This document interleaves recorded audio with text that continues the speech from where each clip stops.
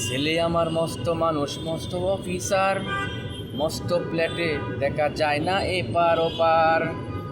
নানান রকম জিনিস আর আসবাব দামি দামি, সবচেয়ে কম দামি ছিলাম একমাত্র আমি। স্বামী স্ত্রী আর এলসেশিয়ান জায়গা বড়ই কম, আমার ঠিকানা তাই বৃদ্ধাশ্রম।